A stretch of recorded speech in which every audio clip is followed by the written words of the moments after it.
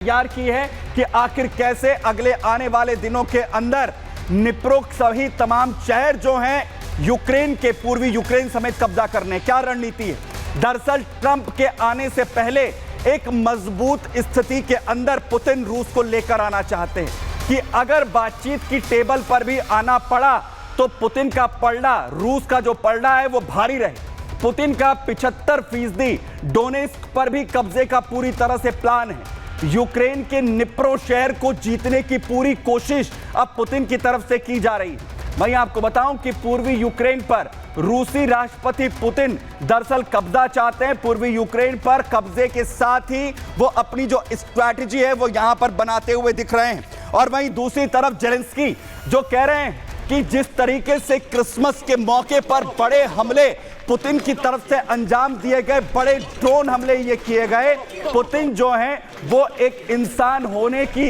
पूरी तरह से जो हैसियत है वो खो चुके हैं और बड़े हमले इस पर जेलेंस्की बोलते हुए नजर आ रहे हैं। क्या कह रहे हैं जेलेंस्की कह रहे हैं क्रिसमस पर जो अटैक हुआ, क्रिसमस के दिन यूक्रेन पर यह हमला पूरी तरह से अमानवीय है।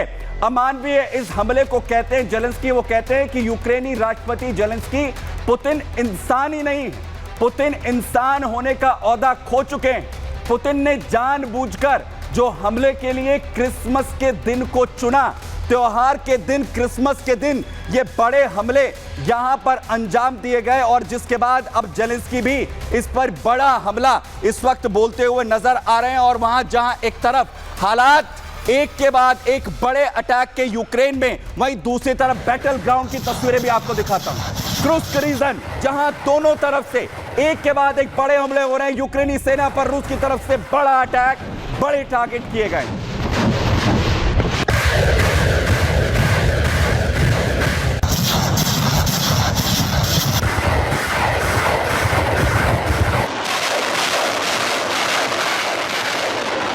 बड़े हमले मल्टी रॉकेट लॉन्चर सिस्टम के जरिए हो रहे हैं। तो वहीं आखिर कैसे यूक्रेनी टैंक्स को ज़ैपोरिज़िया में निशाना टारगेट यहां पर किया गया है और लगातार बैटल ग्राउंड के अंदर जो यूक्रेनी टैंक्स हैं उन्हें तबाह कर रहा है लगातार रूस।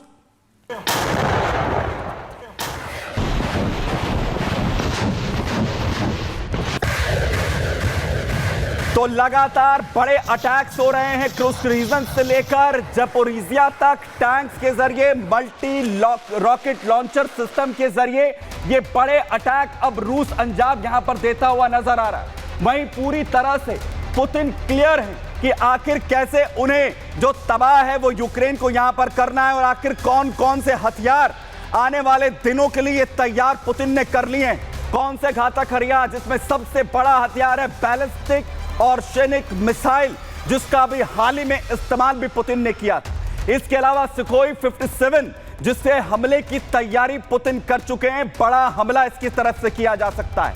वहीं हाल ही में परमाणु पनडुब्बी आर्कनजेस्क जिसका सफल परीक्षण समंदर में किया रूस ने, इसकी भी तैयारी कर ली गई है। और सबसे घातक हथियार जिसका इस्तेमाल पुतिन कर सकते हैं वो है यार्स परमाणु मिसाइल, जिसके इस्तेमाल की बात भी इससे पहले रूस की तरफ से की जा चुकी है। और सेल्फ डिफेंस के लिए S-500 डिफेंस सिस्टम जिसका इस्तेमाल भी रूस यहां पर कर सकता है। ये वो तमाम हथियार है। और इसके बाद ये कहा जा रहा है कि क्या तबाही आने वाले दिनों में अब पूरी तरह से मात्र 25 दिनों के अंदर यूक्रेन के अंदर हो जाएगी। क्या तबाह हो जाएगा यूक्रेन, जरा देखिए।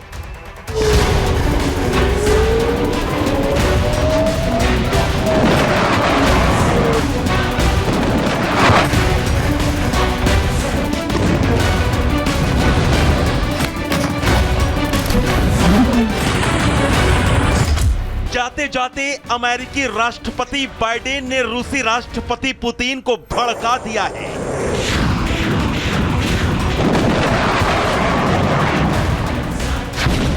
और अब पुतिन के गुस्से की आग में जेलेंस्की का यूक्रेन सुलग रहा है।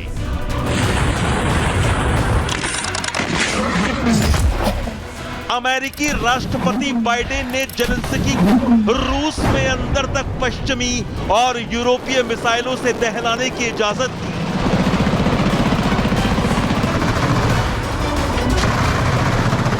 यूक्रेनी राष्ट्रपति जेलेंस्की ने भी अमेरिकी मिसाइल अटैक एमएस और ब्रिटेनी स्टॉर्म शैडो से रूस को अंदर तक दहलाकर रख दिया।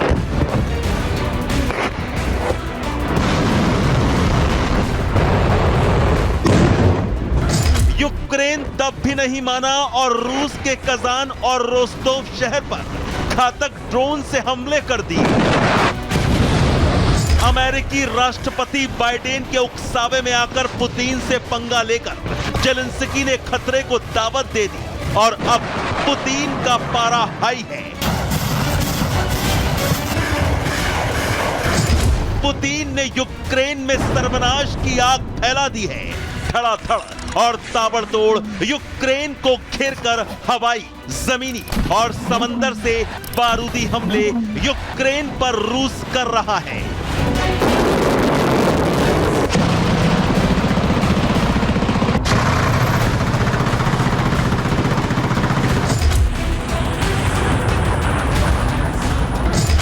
बाइडेन जाने वाले हैं और 20 जनवरी को डोनाल्ड ट्रंप अमेरिका के नए राष्ट्रपति पद की शपथ लेने वाले हैं। 25 दिन बाकी हैं और जिस तरह से पुतिन यूक्रेन पर बारूदी वर्षा कर वहां कहर बरपाए हुए हैं, उससे यूक्रेन दहशत में आया हुआ है।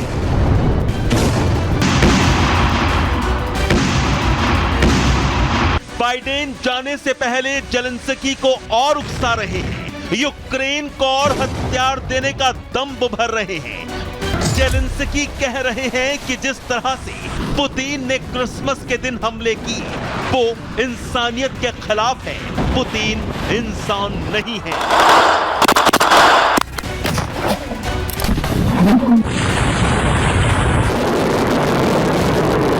लेकिन सवाल यह है कि जेलेंस्की और बाइडेन पुतिन को रोकेंगे कैसे? 20 जनवरी को महज 25 दिन शेष है। आखिर पुतिन के प्रकोप से कैसे बचेगा यूक्रेन? यूक्रेन पर रूसी मिसाइल और ड्रोन वर्षा भयंकर तरह से जारी है।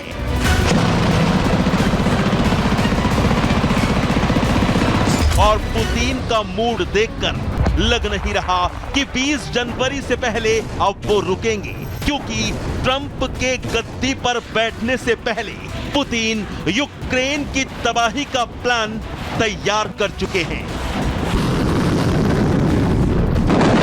Bureau report, Republic Bharat.